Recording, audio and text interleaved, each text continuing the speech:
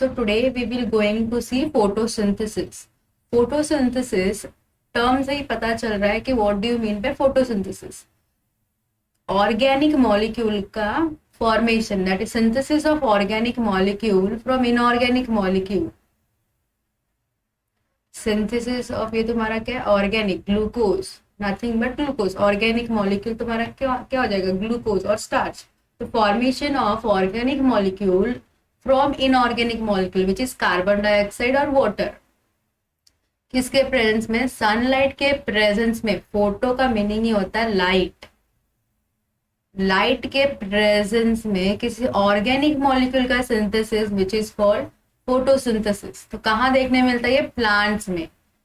Plants अपना खाना कैसे बनाते हैं? लाइट के थ्रू अपना खाना बनाते हैं. अगर प्लांट्स ही नहीं होंगे तो कहाँ बनेगा क्या कुछ?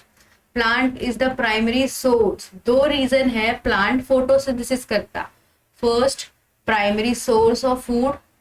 ये किसकी तरह एक्ट करता है? Primary source for food. Second plant किस लिए नेसेसरी है? रिमूवल और रिलीज ऑफ ऑक्सीजन. ऑक्सीजन कौन बना रहा है? प्लांट्स. और नाउअडेज हम डिफॉरेस्टेशन कर रहे हैं, प्लांट को कट कर रहे हैं, तो ऑक्सीजन की जो लेवल है, ऑक्सीजन का जो लेवल है वो क्या हो रहा है? कम हो रहा है.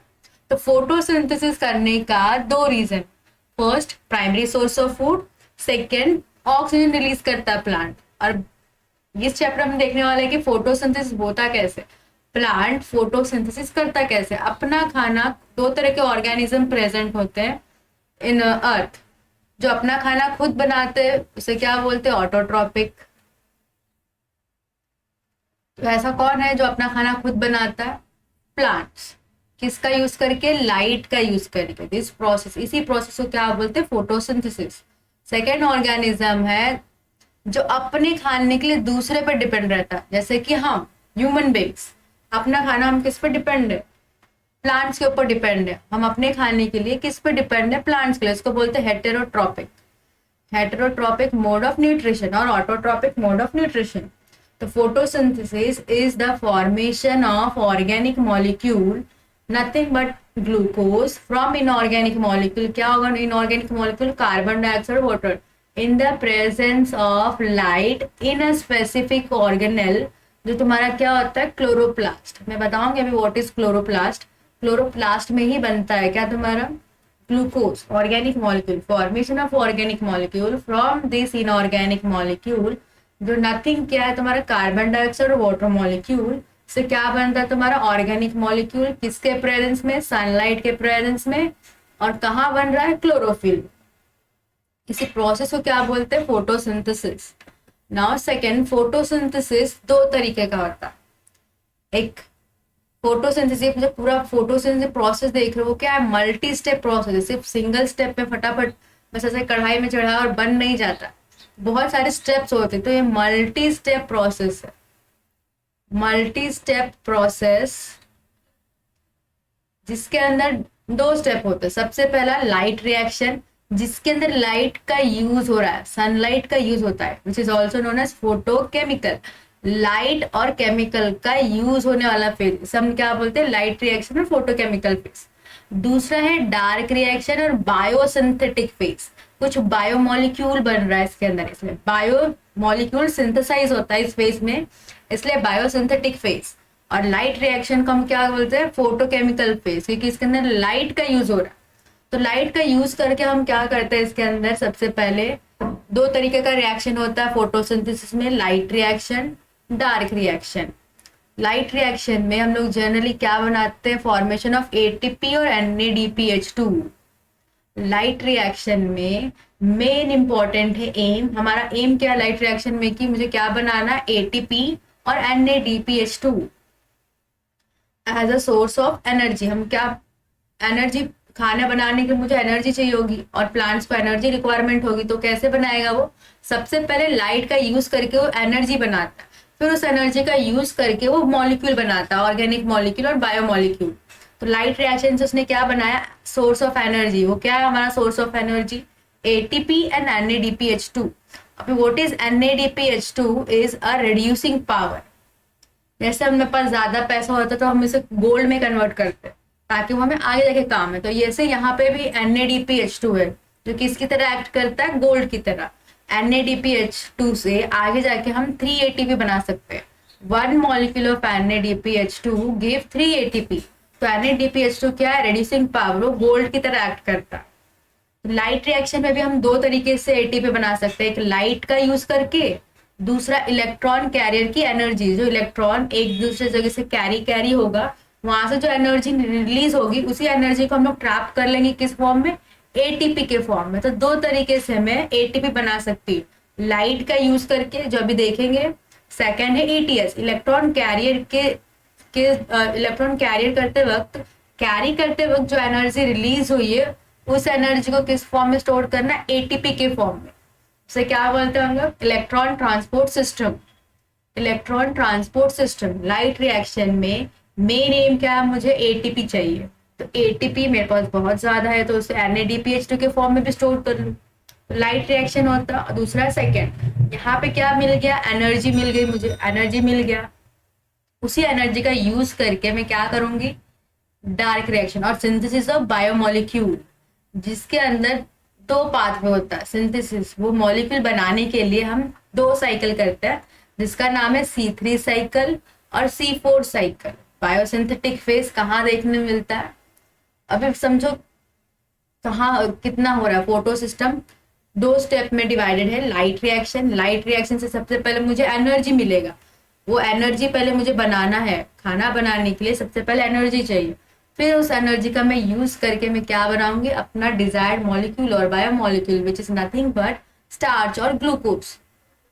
तो वो ग्लूकोज बनाने के लिए भी मेरे पास दो स्टेप है, C3 साइकिल और C4 साइकिल। आगे देखेंगे व्हाट इज C3 साइकिल और C4 साइकिल।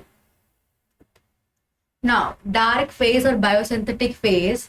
डार्क फेज देखो नेम से पता चल रहा है कि, नेम से लग रहा है कि ये अंधेरे में होता होगा, बट ऐसा नहीं है, ये अंधेरे में नहीं होता।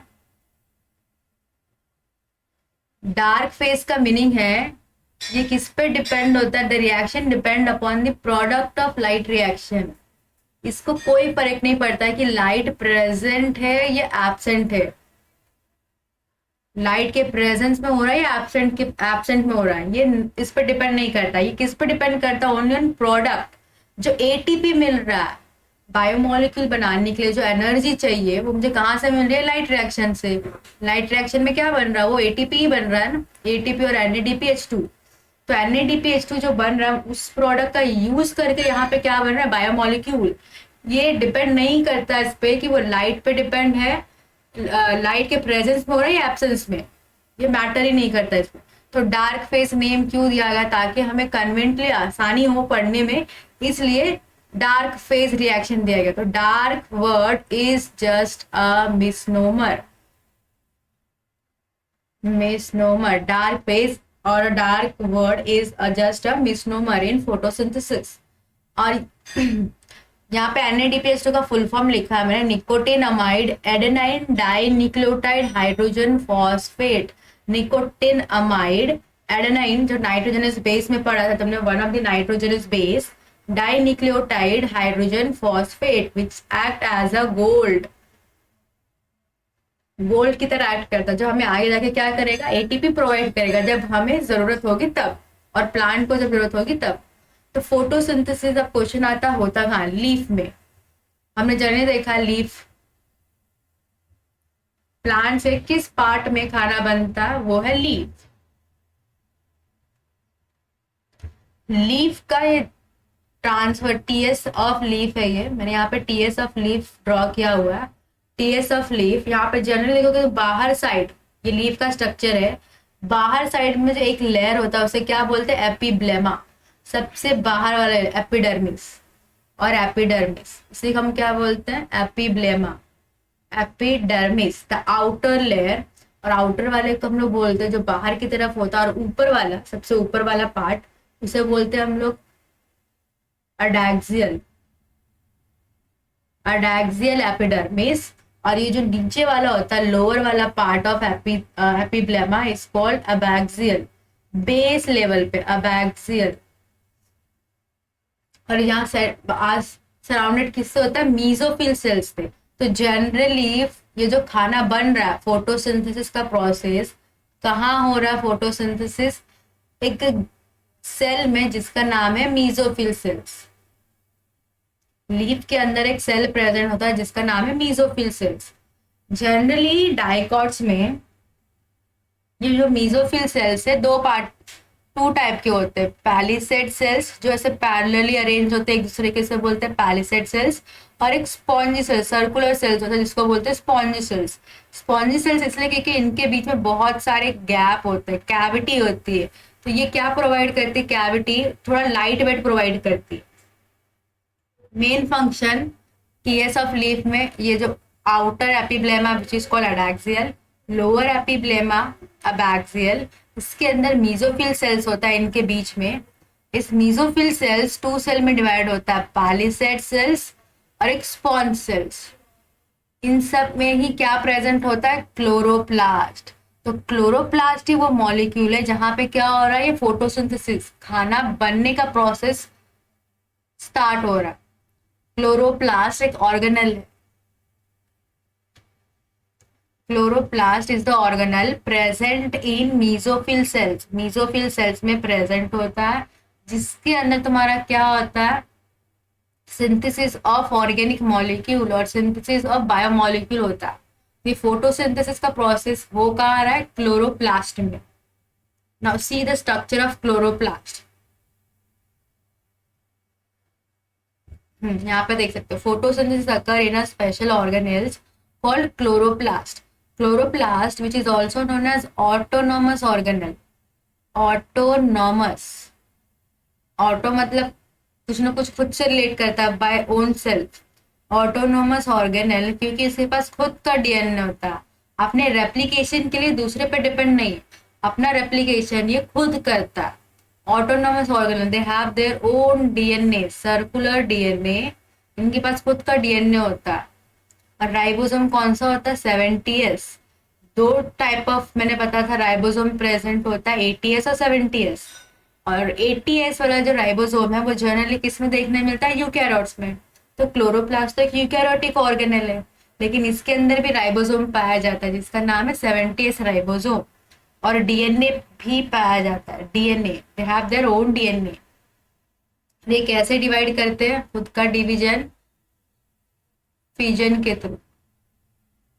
They divide by fission at the end of the telophase. जब सेल साइकिल पढ़ेंगे तो बताऊंगा। क्लोरोप्लास्ट वो ऑर्गेनेल जहाँ पे क्या होता है, फोटोसिंथेसिस। क्लोरोप्लास्ट कहाँ प्रेजेंट है, मीजोफिल सेल्स में। अभी देखा यहाँ पे क्लोरोफिल कहाँ प्रेजेंट है, मीजोफिल सेल्स में। और मीजोफिल सेल्स कहाँ प्रेजेंट है, लीफ के अंदर, बिलो द एपिडर्मिस। क्लोरोप्लास्ट कैसा ऑर्गेनेल है, double membrane wall like structure. Double membrane यहाँ पे दिख रहा है, double membrane wall like structure, जिसके अंदर क्या देखने मिलता है, आउटर मेम्ब्रेन, इनर मेम्ब्रेन, और बीच वाले को हम क्या बोलते हैं, inter membranal space. This one is inter membranal space, दो मेम्ब्रेन के बीच का स्पेस। इसके अंदर एक सैक लाइक स्ट्रक्चर है, गोनी जैसा एक स्ट्रक्चर है। जैसे कैसे तुम कॉइन को एक के ऊपर एक अरेंज करके रखते हो, उसे बोलते हैं स्टैक ऑफ कॉइन। तो ये एक सिंगल स्ट्रक्चर को हम क्या बोलते हैं, थाइलाकॉइड। और ये पूरे स्ट्रक्चर को क्या बोलते हैं, ग्राना। ये पूरे स्ट्रक्चर को क्या बोल रही हूँ मैं, ग्राना। बहुत सारे तो ग्राना, सिंगुलर ग्रानम। क्या बोलेंगे, बहुत सारे हैं तो ग्राना, सिंगुलर है तो ग्राना। इसके अंदर के एक कॉइन को अगर निकालोगे तो उसे क्या बोलते हैं, थाइलाकॉइड। थाइलाकॉइड ये क्या है, तुम्हारा मेम्ब्रेनस सिस्टम। ऊपर क्या, ये पूरा मेम्ब्रेन का सिस्टम है, मेम्ब्रेन से बना हुआ सिस्टम। यही क्या करता है, लाइट एनर्जी को केमिकल एनर्जी में कन्वर्ट करता है। लाइट का यूज करके क्या बना रहा है, एटीपी। कौन, ये थाइलाकॉइड क्या है, और ग्राना एक मेम्ब्रेन का पूरा सिस्टम है और गोनी जैसा एक स्ट्रक्चर है जो क्या करता है, लाइट एनर्जी को केमिकल एनर्जी में कन्वर्ट करता है। और यहाँ पे जो सेंटर में या ब्लू कलर का मैंने बनाया उसे क्या बोलते हैं, साइटोप्लाज्म और स्ट्रोमा और मैट्रिक्स बोल सकते हो, साइटोप्लाज्म बोल सकते हो। यहाँ पे दिख रहा होगा मैंने यहाँ पे बनाया है ग्राना, ये एक दूसरे से भी कनेक्टेड है उसी छोटे से पार्ट से, इसको बोलते हैं स्ट्रोमा लेमेला। नेक्स्ट पार्ट में देखने मिलेगा स्ट्रक्चर ऑफ, अब वो थाइलाकॉइड का स्ट्रक्चर है। ग्रैनम था, ग्रैनम मैंने लिया। दिस इज, यहाँ पे मैंने एक कॉइन का जो स्टैक बनाया था मैंने उसके अंदर से एक कॉइन लिया। एक कॉइन में वो भी क्या है, मेम्ब्रेन दिख रहा है यहाँ पे, membrane. This is your membrane. यहाँ पे भी होता है आउटर मेम्ब्रेन, इनर मेम्ब्रेन। यहाँ पे बीच वाले स्पेस को क्या बोला, इंटर मेम्ब्रेनल स्पेस। ये तुम्हारा क्या है, मेम्ब्रेन सिस्टम। यही मेम्ब्रेन सिस्टम क्या करता है, मेम्ब्रेनस सिस्टम लाइट एनर्जी को किस में कन्वर्ट करता है, केमिकल एनर्जी। लाइट को ट्रैपिंग किस में हेल्प करता है, trapping of light, trapping of light. Light को ट्रैप करता है और क्या बनाता है, एटीपी NADPH2। लाइट रिएक्शन में कौन कौन सा स्टेप होता है, पहले तो लाइट को ट्रैप करता है, उससे क्या बनाता है, ATP NADPH2 और ऑक्सीजन रिलीज करता है।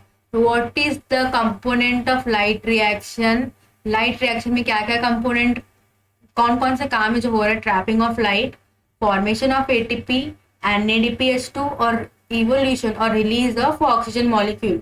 ये सारा प्रोसेस कहाँ होता है, इस मेम्ब्रेन में, इस थाइलाकॉइड के मेम्ब्रेन में। थाइलाकॉइड क्या है तुम्हारा, थाइलाकॉइड क्या है तुम्हारा, ये जो यहाँ पे दिख रहा है ग्राना, part of ग्राना is called thylakoid. One part of ग्रानम is called thylakoids. और ये ग्राना कहाँ प्रेजेंट है, इस क्लोरोप्लास्ट में।